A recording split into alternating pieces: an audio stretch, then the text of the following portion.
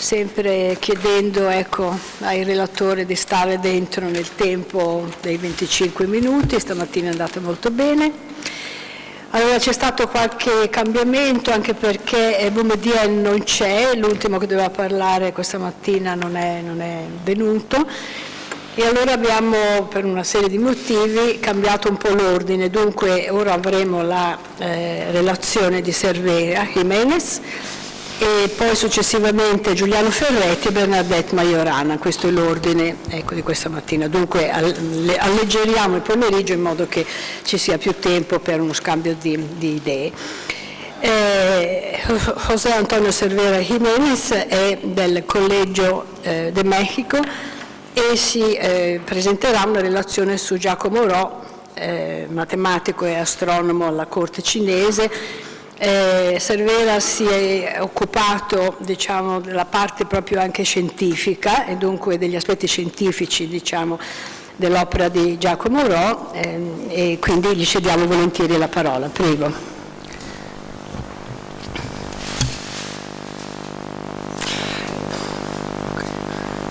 Sì. Grazie.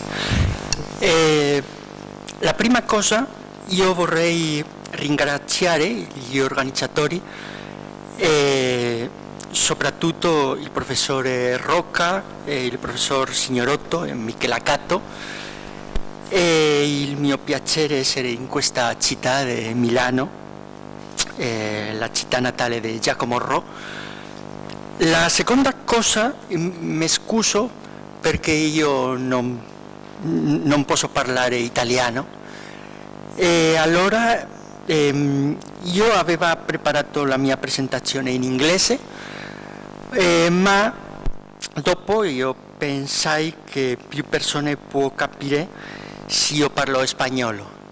E allora voy a hablar despacio, molto piano, para que me entiendan.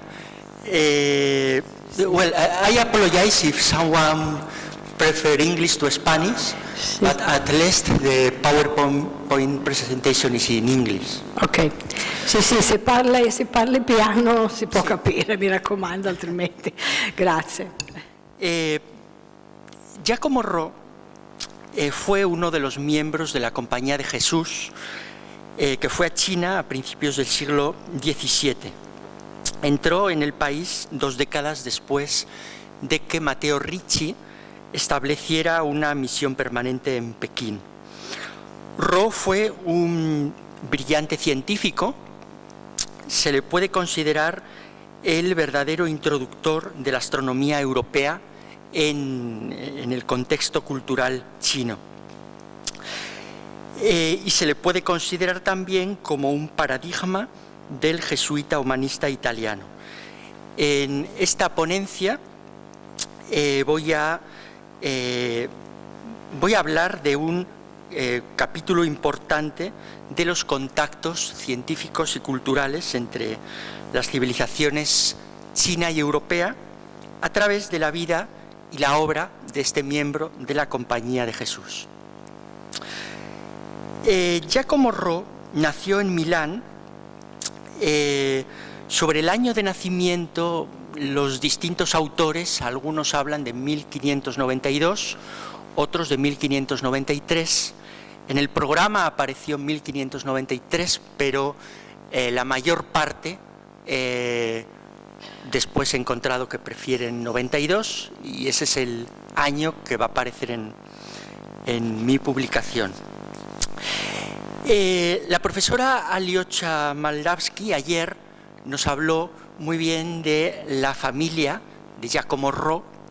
Solo les voy a recordar, el padre Alessandro fue un famoso jurista proveniente de una familia de Milán, pues muy importante, una familia patricia, con 3 hijos, los 3 importantes. Giovanni, jesuita, de hecho más famoso que su hermano Giacomo en vida.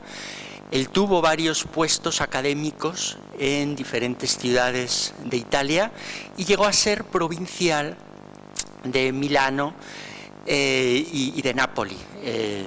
de la Compañía de Jesús. Paulo, ya vimos ayer también que fue jurista como su padre y llegó a ser senador. Todos, el padre y los hijos, escribieron y publicaron numerosas obras. Todos los autores enfatizan la excelencia de Giacomo Rò en matemáticas y astronomía. Entró en la Compañía de Jesús en 1614. Estaba en su nativa Milán enseñando matemáticas cuando fue llamado a Roma y allí fue ordenado como sacerdote por el cardenal Bellarmino en 1617. Poco después salió hacia China en la llamada Misión Trigold. Ayer el profesor Gian Vittorio Signorotto habló un poco sobre esta misión. Básicamente, una de las grandes contribuciones de Matteo Ricci fue darse cuenta de la importancia de la astronomía dentro del ámbito cultural chino. Poco después de morir Ricci, en 1612, el jesuita flamenco Nicolás Trigold salió de Beijing hacia Europa con varios objetivos. Uno de ellos, conseguir a jesuitas que supieran bastante astronomía para llevarlos a China. Rò, junto con otros jesuitas, en particular Adam Salvon-Bell y Johannes Schreck de Rennes, salieron de Lisboa. Rò en abril de 1618 salieron de Lisboa hacia Goa. Rò estuvo en esta ciudad, en Goa, varios años, completando su enseñanza teológica, y en 1622 llegó a Macao, donde tuvo lugar uno de los eventos más famosos, más épicos de su vida. Macao era un punto importante para las aspiraciones de los holandeses de controlar el comercio europeo con China y Japón. Hubo varios intentos de los holandeses de conquistar Macao, sin embargo, nunca lo llegaron a conseguir. Si nos damos cuenta del papel de Macao para la entrada de los jesuitas en China, nos damos cuenta del desastre que habría supuesto para la misión china la conquista de Macao por los holandeses. Los diferentes biógrafos de Rò difieren ligeramente en la historia de los hechos, pero en general todos consideran que Rò tuvo un papel protagónico. Se cuenta que disparó un cañón que dio en un barril de pólvora, que explotó, mató a 3 o 4 holandeses. Estos se retiraron. Finalmente los portugueses ganaron la batalla. En el paper que se publicará, analizo un poco más la información. Aquí solo quiero apuntar dos cuestiones. Una, que desde luego Rò tenía que conocer bien cómo usar la artillería, y de nuevo esto nos lleva a considerar que Rò provenía de una familia aristócrata, renacentista, milanesa. Seguramente en su niñez o juventud fue educado en las artes de la guerra, como cualquiera de su tiempo y condición. La segunda cuestión es, nos podemos preguntar y podemos debatir mucho, ¿es lícito para un sacerdote, para un hombre de Dios, por tanto un hombre de paz, meterse a disparar cañones, participar en la guerra? Bueno, quizás sí, ad maiorem Dei gloriam. Probablemente los jesuitas consideraron como una cruzada y se dieron cuenta que habría sido muy malo para la misión china que Macao hubiera sido conquistado por los holandeses. Esto tiene que ver con ese sentido práctico que tanto se ha ensalzado y a la vez criticado de los jesuitas, donde típicamente se dice que a veces el fin justifica los medios. Bueno, lo dejo caer, es una cuestión que se puede debatir. Ro permaneció durante 2 años y medio en Macao. En 1624 entró al Imperio Chino. Su primer destino fue la provincia de Shanxi. Junto con Alfonso Bagnoni fue a la ciudad de Changzhou. Allí Ro estudió chino, permaneció durante 5 o 6 años y en este tiempo se dedicó sobre todo al trabajo pastoral. El trabajo científico de Ro comenzaría cuando llegó a Beijing, en 1630. Más adelante voy a hablar en profundidad del trabajo matemático y astronómico en la segunda parte de esta ponencia. De acuerdo con la mayoría de los biógrafos, Ro murió en Beijing el 26 de abril de 1638. Se le ofreció un funeral con honores, al cual asistieron varios oficiales chinos, el 5 de mayo de ese año, el 38. Los documentos de la época enfatizan la importancia de Ro en la misión y el magnífico funeral que tuvo. Ro fue enterrado en el cementerio Chalan. En julio de 2006 tuve la oportunidad de visitar el cementerio. Les voy a mostrar algunas fotos. Este es el cementerio de Chalan. La estela, la tumba de Ro, está situada al noroeste de este cementerio. Esta es la estela. Bueno, aquí tienen una foto para que vean el tamaño. Bueno, ahí con un poco más de detalle. En el centro, verticalmente, tienen una inscripción en chino. Yeshu Hui Shi Luo Gong Zhi Mu. Es la estela o la tumba del jesuita Luo Yaku. Luo Yaku es el nombre en chino de Giacomo Ro. Luego a la derecha hay una inscripción más larga en chino, a la izquierda en latín. En la ponencia, cuando se publique, tendrá la transcripción y la traducción. Bueno, después de describir la vida de Ro, me voy a enfocar en la segunda parte en su trabajo como matemático y astrónomo en la corte de la dinastía Ming. Esto ocurrió entre su llegada a Beijing en 1630 y su muerte 8 años después. En esa época, a principios del siglo XVII, la astronomía europea ya había sobrepasado a la china en la predicción de las efemérides, el movimiento de los planetas, los eclipses. En ese momento, los letrados chinos eran conscientes de que era urgente reformar el calendario chino.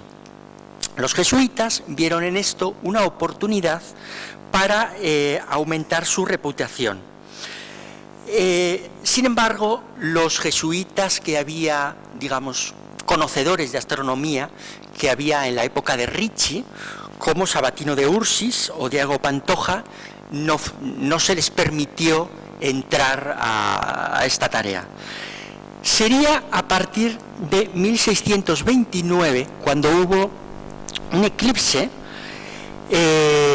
hubo una especie de competición entre los astrónomos chinos y los europeos, los jesuitas, y estos pudieron predecirlo mejor. A partir de ahí, se creó una oficina del calendario Li Chu, dirigida por el chino cristiano Xu Guangqi. Pues era viceministro de ritos, cristiano, muy amigo de Matteo Ricci. Él dijo que no podía hacer solo el trabajo. Justo en ese momento, poco después, Terence, que estaba en la corte, murió. Longobardi tenía más de 70 años, entonces Giacomo Rò y Adam Salvon Bell fueron llamados a la corte para trabajar en este proyecto. Rò y Sal trabajaron en secreto para evitar la oposición de los astrónomos chinos del Qintianqian. El Qintianqian era el departamento imperial de astronomía. Entre 1631 y 1634 tradujeron una enorme cantidad de tratados europeos de matemáticas y de astronomía, Xu Guangqi se los dio al emperador en varias ocasiones en esos años. La colección completa es lo que se conoce el Chongchen Li Shu, o sea, el libro para el calendario de la era Chongchen, que es la era del último emperador de la dinastía Ming. Se puede considerar una gran obra enciclopédica. Este libro, o esta obra, fue publicada ya en 1645, justo al inicio de la nueva dinastía Qing, con el nombre Xiyang Xinfa Li Shu, el libro sobre el calendario según los nuevos métodos occidentales. Posteriormente sería preservada esta edición con el nombre de Xinfa Li Shu, es decir, se quitó la palabra occidental. Esto también podría llevar a muchos comentarios, como en China los intelectuales chinos se quedaron con la parte, digamos, práctica y desecharon pues lo que venía de Occidente, o le quitaron el nombre, ¿no? Y posteriormente hubo una nueva edición, el Xinfa Xuanshu, el libro sobre el cálculo, el libro para el cálculo según los nuevos métodos. La mayor parte de los tratados del Chongchen Li Shu se refieren a astronomía, pero hay también tratados de matemáticas. A pesar de que la mayor parte de las traducciones terminaron en 1635, los jesuitas no se les permitió entrar en el Qintianqian, en el departamento imperial. Una cosa es hacer los libros y otra cosa es darles entrada. Eso solo ocurriría a partir de 1644 en la nueva dinastía Qing, que como eran manchúes extranjeros no veían tan mal que hubiera unos bárbaros llegados del lejano occidente trabajando digamos, en el imperio. Pero para entonces, en 1644, Giacomo Rò ya había muerto. Por eso sería Adam Salvon Bell el que recogería todos los frutos del trabajo conjunto. Voy a hablar ahora en particular de las obras matemáticas y astronómicas de Giacomo Rò.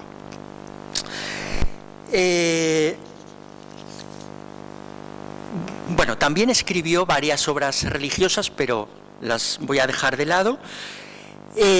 Los trabajos matemáticos escritos por Rò son estos de aquí: el Pili Cuiche, comentario sobre operaciones proporcionales, basado en dos libros matemáticos de Galileo; el Zeliang Quanyi, el tratado completo sobre la medida, es una adaptación parcial de la geometría práctica de Clavio; y el Chouxuan. El Chouxuan se puede traducir como cálculo con varillas, es la adaptación de la rabdología de John Napier. Bueno, este es el libro que yo he estudiado en profundidad Les voy a mostrar algunas imágenes. Estos son las varillas de Napier. Es un método semiautomático para realizar operaciones aritméticas rápidamente. Algunas imágenes del Chouxuan.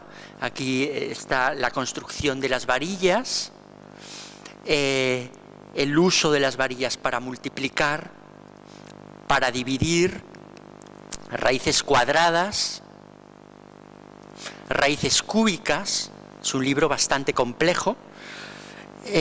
Bueno, creo que tienen que hacer un acto de fe y pensar que es esto que les estoy diciendo. Es muy interesante. Bueno, pero voy ya a las obras de astronomía. Básicamente son 6. El Richan Lichi, Richan Piao, Yueli Lichi, Yueli Piao, Uwei Lichi y Uwei Piao. Básicamente es la teoría y las tablas de los movimientos del Sol, la Luna y los 5 planetas. Obviamente los 5 planetas son los planetas que se ven a simple vista: Mercurio, Venus, Marte, Júpiter y Saturno. La lista de tratados de Roh, de matemáticas y astronomía, muestra la enorme productividad de este autor. En conjunto escribió 45 yuan, o pequeños tratados, casi la mitad del total del Chongchen Lishu, de los cuales 31 constituyen estas 6 obras fundamentales de astronomía, que son sin duda las más importantes. Básicamente, esta es la introducción del núcleo de la astronomía occidental a China, la teoría y las tablas de los movimientos en los cielos de esos 7 astros, Sol, Luna y 5 planetas. ¿Qué tipo de astronomía se introdujo en China? Fue el sistema de Tycho Brahe, que era uno de los más usuales en ese tiempo. El modelo ticónico se puede considerar como mixto entre el tolemaico y el copernicano. En el modelo de Tycho Brahe, la Tierra está en el centro, quieta, a su alrededor gira la Luna y gira el Sol, pero los planetas giran alrededor del Sol. Esto significa que desde un punto de vista operacional es equivalente al de Copérnico, pero a la vez mantiene la Tierra en el centro, con lo cual tiene menos problemas de tipo religiosos y también físicos de la época. Recordemos las fechas en las que Giacomo Roh está realizando estas obras, entre 1631 y 1634. Es exactamente el momento en el que a miles de kilómetros de Beijing, en Roma, estaba teniendo lugar el juicio de Galileo, nada menos. De hecho, en las obras de Roh sí que se habla bastante del sistema copernicano, pero desde un punto de vista instrumental, es decir, se usa para las operaciones, pero se considera que no hace referencia a la realidad física, es decir, que la realidad es que la Tierra está en el centro y quieta. Los chinos se dieron cuenta que los jesuitas, a lo largo de las décadas, realizaron varios cambios en los conceptos que introdujeron en China en astronomía, y que los diferentes modelos, tolemaico, copernicano, ticónico, se usaban como modelos instrumentales, sin correlación con la realidad. A medio y largo plazo, esto fue problemático para los jesuitas, que querían mostrar a los chinos que su religión y su ciencia eran seguras, sin cambios. Si la astronomía de los jesuitas cambiaba en los diferentes modelos, ¿cómo podían considerar los chinos que la religión era verdadera? Bueno, voy a terminar.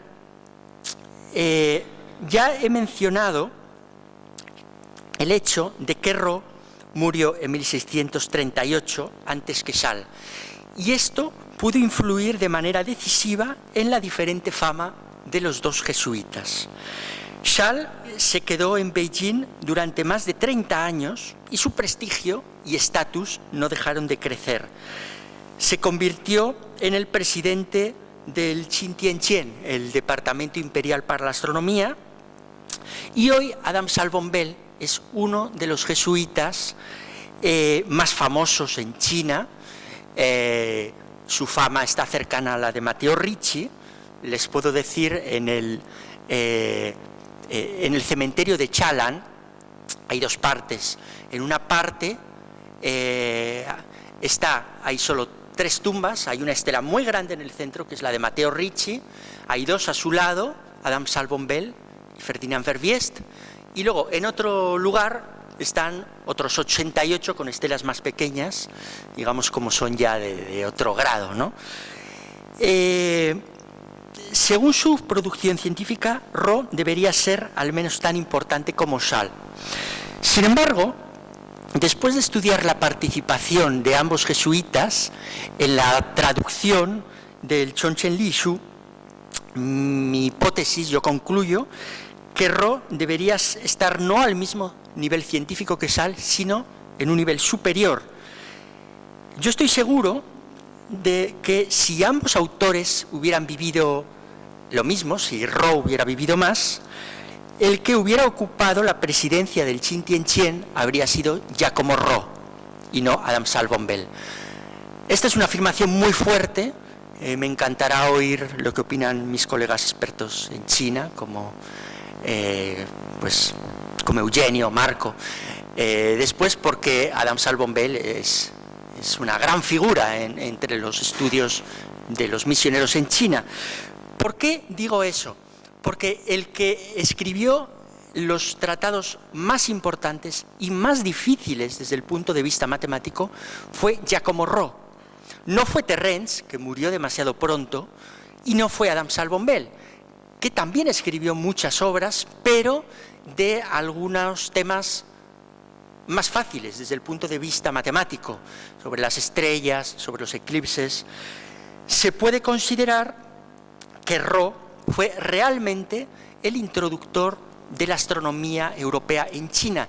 Y no importa si hablamos del sistema tolemaico, copernicano, ticónico, realmente las diferencias entre estos sistemas son muy pequeñas si lo comparamos con la astronomía china, que partía de unas concepciones totalmente diferentes.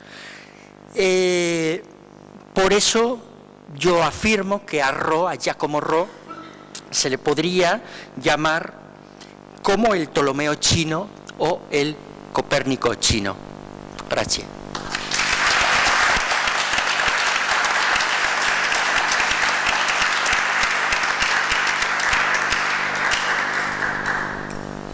Grazie moltissimo a Cervera. Questa relazione è stata assolutamente interessante e le ultime 2 relazioni ci hanno trasportato, come vedete, da una parte in mondi nuovi attraverso il microscopio e il telescopio, e quindi diciamo mondi grandissimi, mondi piccolissimi, e questa volta abbiamo rovesciato un po' le parti, nel senso che abbiamo visto l'accoglienza della scienza occidentale in Cina, quindi abbiamo visto l'altra parte, diciamo. Ecco, passiamo la parola adesso, ringraziando ancora Cervera, a Giuliano Ferretti dell'Università di Grenoble. Ferretti, che noi conosciamo molto bene, è uno specialista del Seicento francese, di Richelieu, della corte francese della metà del Seicento, anche della Savoia.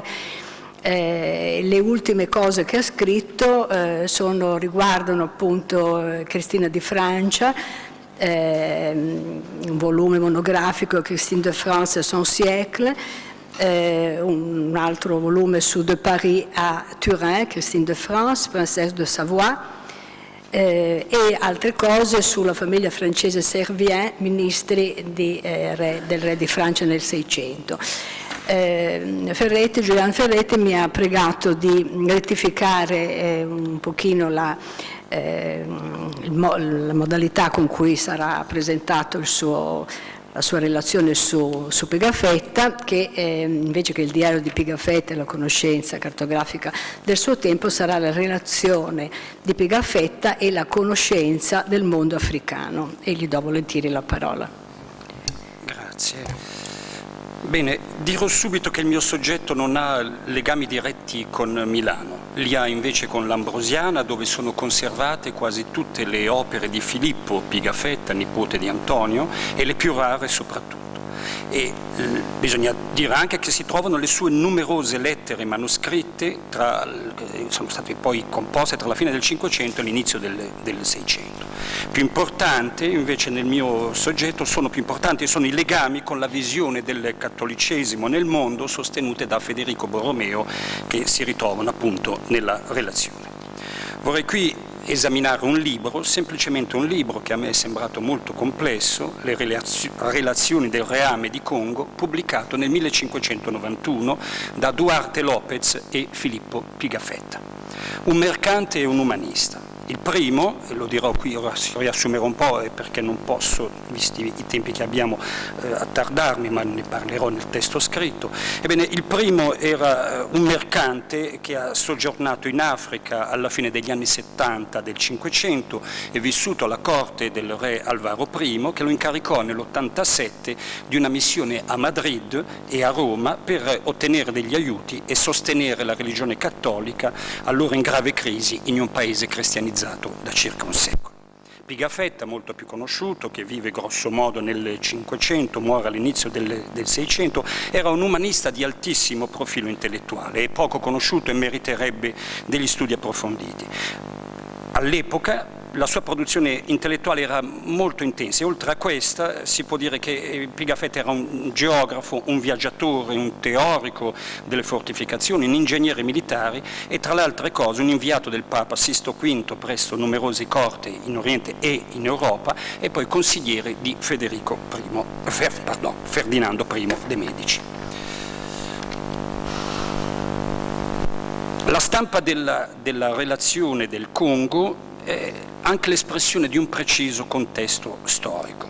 Come ho detto, Lopez andò a Madrid e poi a Roma. A Madrid incontrò Filippo II che non gli diede l'aiuto che lui sperava, semplicemente perché arrivava in un momento poco favorevole, era l'88 alla vigilia della spedizione dell'Armada e Filippo aveva altre gatte da pelare.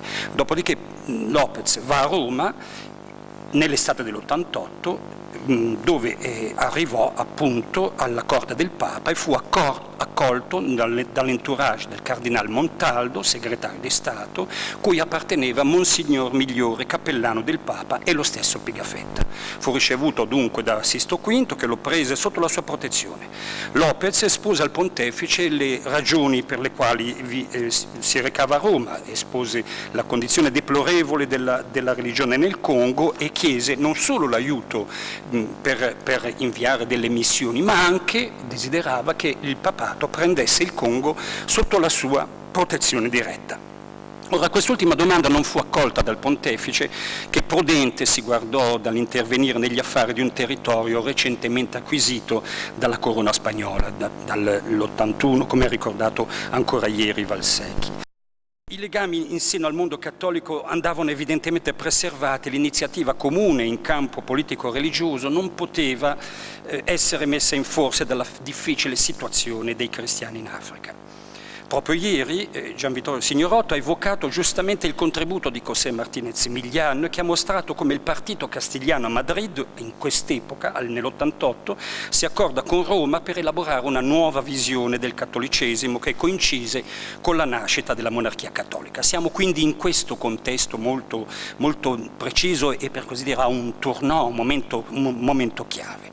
Ora la questione politica non poteva essere affrontata dal Papa, ma la questione religiosa rimaneva aperta e fu affrontata in modo indiretto. Monsignor Migliore ordinò a Pigafetta di comporre un'opera descrittiva che servisse la missione apostolica di Roma in nome dell'utilità comune è rivolta, scrive Pigafetta, dunque lo cito, agli uomini di Stato, ai grandi intelletti, ai filosofi e ai geografi. Quindi la conoscenza geografica arriva in ultima istanza. Si trattò dunque di un'operazione politica condotta con mano abile che si appoggiava su uno dei migliori letterati e uomini d'azione di quel tempo. Devo anche dire qui che Pigafetta ricorda come compose quest'opera. Si tratta in qualche modo di un'opera, come dire, a una voce e a due mani. Pigafetta ricorda che trascrisse semplicemente la relazione di Lopez e la pubblicò quasi nello stato in cui si trovava. Ora evidentemente ci sono molte cose da dire su questo aspetto, ci ritornerò. Le edizioni che seguirono l'opera, dunque dal 91, furono all'altezza delle aspettative. Quella di Roma, appunto del 91, molto importante, rarissima, fu seguita a breve da quella olandese, ristampata più volte nel 600, poi da quella inglese, da quella tedesca e da quella latina. Queste tre ultime furono poi inserite, direi perfino incastonate, come pezzi rari nelle celebri collezioni dei viaggi di Samuel Purchas, il continuatore dei celebri viaggi di Hakluyt nel 1625, e poi in quella dei De Bry, che illustrarono in maniera sontuosa nei loro viaggi la relazione del Congo nella serie dei piccoli viaggi, in diverse edizioni, nel 598, 1609, 24 e 28, anche queste edizioni rare. Vi faccio vedere il frontespizio della prima edizione dei De Bry Pigafetta. Spero che si veda abbastanza, non so se bisogna spegnere, ma credo che si possa vedere così. Forse si vede? Ora, è importante sottolineare che la presenza nelle collezioni di viaggi di Purchas e di De Bry fu molto importante perché questi due gruppi garantivano il legame tra l'Europa meridionale cattolica e quella del nord protestante. Se volgiamo il nostro sguardo ora al contenuto della relazione, ci troviamo di fronte a un'opera articolata.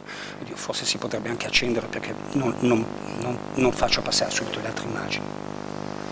Quindi ci troviamo di fronte ad un'opera articolata, divisa, grazie, preferisco così perché mi sembra di essere da solo quando parlo al buio e improvvisamente mi dico non so che parlo a me stesso, a chi je parlo, voilà, scusate.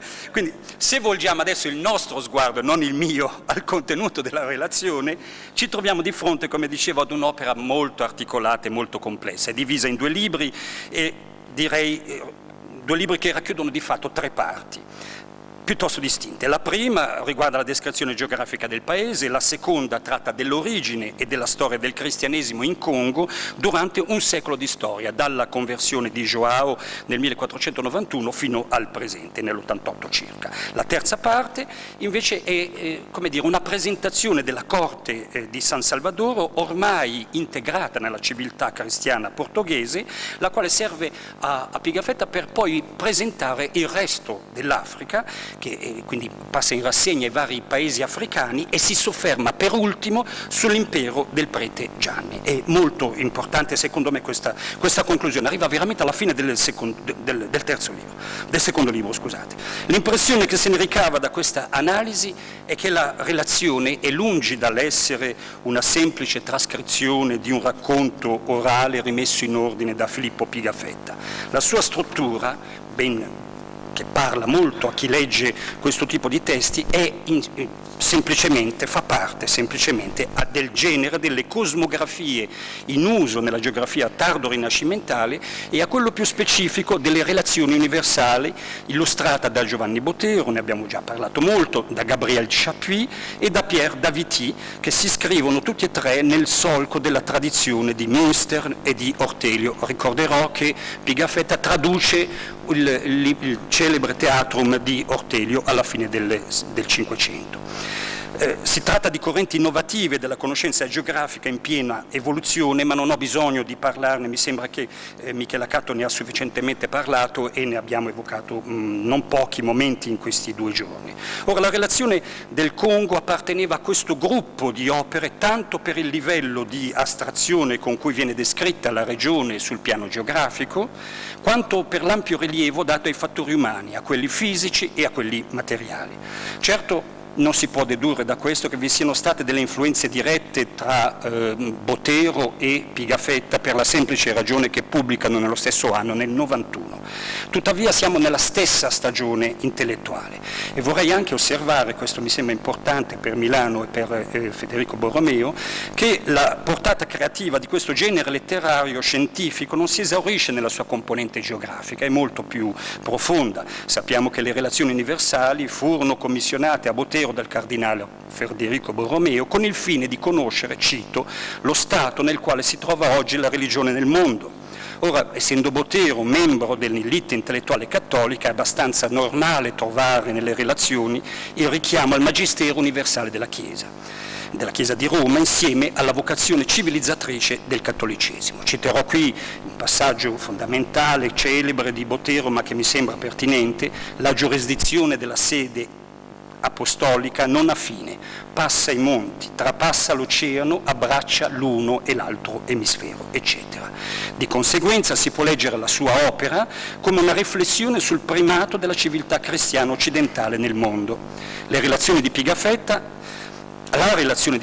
non è lontana da questa visione, soprattutto quando si guardi al secondo libro, tutto centrato sulla diffusione del cristianesimo nel Congo e sulla sua funzione civilizzatrice dolce e positiva verso quelle popolazioni che erano ancora avvolte nelle molteplici forme del paganesimo primitivo. Benché non sia possibile, come ho detto poc'anzi, stabilire una filiazione diretta tra Botero e Pigafetta, si può invece trovare un'attestazione netta di questa linea qualche anno dopo in Pierre Davity, che si ispira largamente a Botero. Dovrei dire che lo saccheggia ampiamente, perché Davity copia in larghe parti Botero. Ora, il suo testo famoso État, Empire et Principauté du Monde contiene una descrizione del Congo che è basato in grande parte sul testo di Pigafetta, di cui parafrasa chiaramente diversi passaggi. Ora, Pigafetta, letterato, teorico della guerra, soldato, ingegnere, viaggiatore storico, sembra emergere dalla relazione in modo netto, se non come unico autore, di sicuro come figura imponente che ispira il piano e i contenuti principali dell'opera, marginalizzando il contributo di Lopez, che a mio giudizio conta solo nella descrizione geografica delle coste del Congo e neanche dell'interno, perché sono molto inesatte, come gli specialisti l'hanno sottolineato.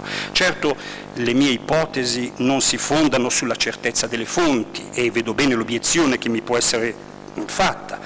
Da buon umanista, a mio giudizio, Pigafetta doveva avere altre conoscenze, doveva avere delle letture che venivano dal milieu, dal contesto dell'epoca, delle conoscenze indirette, certo, sul Congo, e quando poi si pensi alle fonti di cui poteva avere a disposizione, evidentemente si pensa subito alla prima decada di Barros, che narra le imprese dei portoghesi nella regione, ma anche, e stamattina ho sentito che è stato citato con grande piacere, ma anche il recentissimo Historiarum Indicarum del gesuita bergamasco Giovanni Pietro Maffei, pubblicato nell'88, poco forse come fonte per costruire un solido testo narrativo, ma abbastanza, a mio giudizio, per vederne una parte di questo.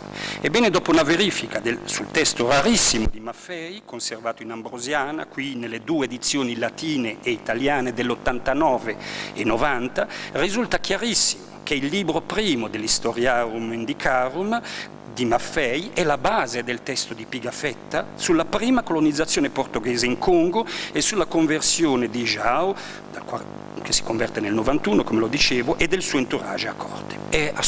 C'è veramente una grandissima prossimità. Ora, questo conferma la mia ipotesi che Pigafetta doveva avere altre fonti che provenivano dall'ambiente culturale in cui evolveva e che discuteva di questi argomenti. La complessità tematica e strutturale della relazione del Congo si presenta ai miei occhi almeno come una vetta narrativa straordinaria, soprattutto il secondo libro, scritto con piglio davvero storico del cristianesimo. Tutto il secondo libro è una costruzione che rivela la luce divina sulla colonizzazione portoghese e la presenza delle potenze cattoliche, Portogallo, Spagna, Papato, che si sforzano allora di cristianizzare il paese e soprattutto di assicurarne la durata, la tenuta del cattolicesimo, nel corso della sua storia. La narrazione di Pigafetta copre un secolo di conquista portoghese e spagnola che corrisponde a 7 regni, forse non per caso, da João, convertito nel 91, sino ad Alvaro II nel 1587. Pigafetta mostra come nella seconda metà del secolo il Congo sia scosso da diverse crisi religiose e dinastiche, associate sempre, con una sola eccezione, al declino della religione presso i sovrani. La narrazione mostra da un lato la straordinaria disposizione del popolo congolese a ricevere il messaggio divino insieme ai liberi commerci, evidentemente d'altra parte egli mostra la dolcezza, la mancanza di violenza da parte dei portoghesi a ottenere la conversione del re o dei re e delle loro popolazioni. Il piano del secondo libro, d'altronde, è costruito sulla primauté della religione, è costantemente messa in avanti da Pigafetta e la religione quindi guida la politica. Le crisi sono determinate dalla perdita della religione dei capi, il vescovo muore o ha dei conflitti interni, il re, e quindi questa perdita della religione dei capi causa il declino del paese, il declino generale. La più grave, quella che si realizza con Alvaro I, è determinata dalla morte del vescovo e poi dall'abbandono della religione da parte del sovrano. Il paese subisce allora l'invasione dei terribili Yaga, primitivi, antropofagi, omicidi e senza civiltà. Il ritorno all'ordine naturale è preceduto dal pentimento del sovrano che ottiene il soccorso dei portoghesi e il suo ristabilimento dal 51 al 74. L'obiettivo di Pigafetta e del suo entourage è dunque quello di sostenere il Congo cristiano in una fase di chiara difficoltà. L'ultima parte della relazione si chiude non a caso sulla descrizione degli altri paesi dell'Africa e in particolare su quella del mitico regno del prete Gianni di cui ho parlato poc'anzi. Si avevano, come si sa, poche notizie allora, ma si sapeva che vi erano dei cristiani in questa parte dell'Africa. Ora, il progetto suggerito da Pigafetta appare dunque come una ripresa del disegno che l'Europa aveva già sviluppato nel corso del Cinquecento, arrivare alla corte del mitico prete per stabilire dei legami che permettessero di aggirare l'Islam nel cuore dell'Africa. In questo senso la penetrazione in Congo e il mantenimento della religione cattolica si presenta straordinariamente adatta e anche strategica per assicurare appunto la presenza del cattolicesimo in Africa e evidentemente diffonderlo quanto bastava. Il messaggio romano di Pigafetta, costruito con l'ausilio di Lopez, fu compreso benissimo dal mondo protestante, in particolare dalla bottega editoriale, dalla firma dei Debris, che aveva partecipato all'avventura dei Nuovi Mondi con il lancio di 2 collezioni di grandissimo impatto editoriale. Poc'anzi il collega ha mostrato un'immagine dell'America Pars seconda, credo, forse, di Debris. In ogni caso una di queste straordinarie immagini. Ebbene, i grandi viaggi e i piccoli viaggi erano 2 collezioni illustrate con dovizia e grandissimo talento da parte dei Debris. La prima riguardava tutto ciò che era stato scritto sulle Indie occidentali e la seconda sulle Indie orientali, cioè anche dell'Africa. Ora, la collezione dei piccoli viaggi si articolava in 10 parti, tutte dedicate a questa zona, e questo avviene tra il 1590 e il 1613. È importante sottolineare che i Debris lanciano le 2 collezioni nello stesso momento, a partire dal 590, avendo una visione assolutamente cosmica, da un lato l'Occidente, dall'altro l'Oriente, e i volumi procedono parallelamente. Si parla di grandi e di piccoli viaggi semplicemente per la differenza di formato, non per l'importanza. Una è in folio e l'altra in quarto, insomma c'è una leggera differenza. Ora, la relazione del Congo si trova nella prima parte dei piccoli viaggi ed esce nel 97. Io vi ho mostrato poc'anzi, sempre presente, l'edizione del 98 questa prima edizione del 97 ebbe diverse edizioni, come l'ho già detto. Occorre ricordare qui, parlando della lettura che viene fatta della relazione del Congo da parte dei Debré, che la struttura narrativa, ma questo è del tutto normale in iconografia, la struttura narrativa dei grandi e dei piccoli viaggi era in parte indipendente dai testi dei viaggiatori, e in questo caso anche di Pigafetta, e approdava non di rado a una interpretazione diversa da quella del testo. Nel caso della relazione, l'iconografia si discosta dalla visione cattolica dell'autore, e pour cause, essendo